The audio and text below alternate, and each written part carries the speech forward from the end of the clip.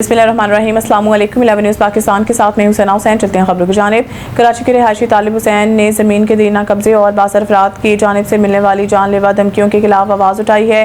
तालिब हुसैन का कहना है कि इनकी ज़मीन पर मुनीर अहमद नामी शख्स ने कब्जा कर रखा है और वो अपना हक मांगने से कासिर हैं। मुतासर शहरी ने मीडिया से गुफ्तगू करते हुए बताया कि मुनीर अहमद न सिर्फ ज़मीन देने से इनकारी है बल्कि इसे और इसके ख़ानदान को संगीन नताज की धमकियाँ भी दे रहे हैं। तालिब हुसैन ने DIG सकर और IG सिंध से फौरी मुदाखलत की अपील करते हुए कहा कि वो एक गरीब और मस्कीन आदमी है, लिहाजा इन्हें इंसाफ फराहम किया जाए और इनकी जान माल को तोहफ़ फराहम किया जाए। तालिब हुसैन ने कहा कि अगर मुझे कुछ भी हुआ तो इसका जिम्मेदार मुनीर अहमद होगा। मज़ीद जानते हैं तालिब हुसैन की ज़बानी इनकी वीडियो बयान में। ये असां वटि मौजूद आहे जो तालिब हुसैन भाऊ छा मसलो आहे तव्हां सां? असांजो ज़मीन जो मसइलो आहे 98 जो जेको मुनीर अहमद ते पियल आहे ऐं मुनीर अहमद हाणे उनखे काल कई वई आहे, काल ॻाल्हायो त उन जेको आहे सो असांखे धमकियूं ॾिनी वयूं कि मां न ॾींदुसि ऐं उहो कोरट खुली पई आहे, जेको करिणो आहे सो कयो वञी।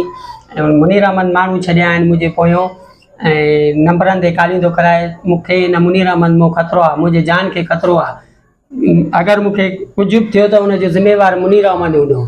छा मां पंहिंजो हक़ वठणु चाहियां थो त उन ते पास मूंखे धमकियूं ॾिनी थी वञनि। छा मुनीर अहमद लाइ को कानून कोन्हे? कानून जे ताक़त ते थो हले, कंहिंजे ताक़त ते थो हले? कोई पैसे जे ताक़त ते थो हले, चए थो कोरट खुली पई आहे, जेको करिणो अथव सो कयो वञी।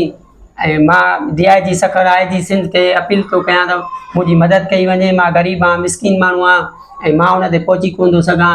इन जे करे उहो मूंखे धमकियूं ॾिनी थियूं वञनि ऐं मूंखे हक़ नथो ॾिए।